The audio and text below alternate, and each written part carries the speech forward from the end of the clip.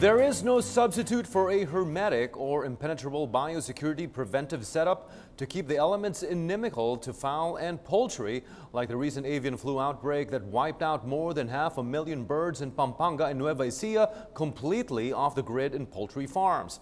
A lesson well learned and repeatedly iterated in a greet and meet by the DEA head honcho and his team with poultry farmers and stakeholders and officials from the PCAF. The details in this report from Julius de Samburun. Tight implementation of biosecurity measures was one of the agenda laid down in the dialogue between Agriculture Secretary Manny Piñol and the Philippine Council for Agriculture and Fisheries Committee on Poultry, Livestock and Feed Crops. Moves were initiated to avoid the recurrence of another avian influenza virus incident. To issue a memorandum addressed to all quarantine stations and biosecurity measures in all ports and airports. We have to develop our laboratory diagnostic, especially in going inside or going outside. I think this is very important.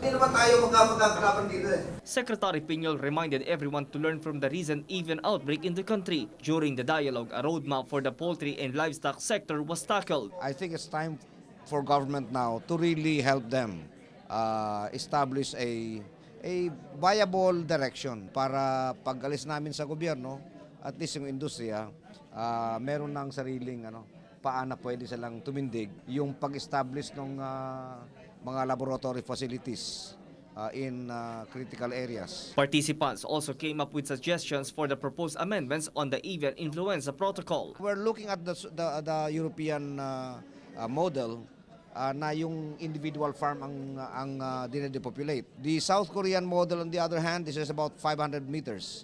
Na radius. Aantayin ko yung resulta ng workshop. And ang aking papel naman is, I'm just the implementer. After the avian outbreak, the poultry sector has been making gradual progress, slowly returning to normalcy. For this to continue, the DA, together with other agencies and the committees of 2 chambers of Congress, will be tightening their coordination. Stakeholders are now awaiting the formal ending of the quarantine restrictions and surveillance period within the 1-kilometer radius. Poultry farmers can raise chickens, ducks, and quails again after the 90-day period following the disinfection of the area. The government is still committed to give livelihood assistance to the affected poultry farmers within the 1-kilometer radius.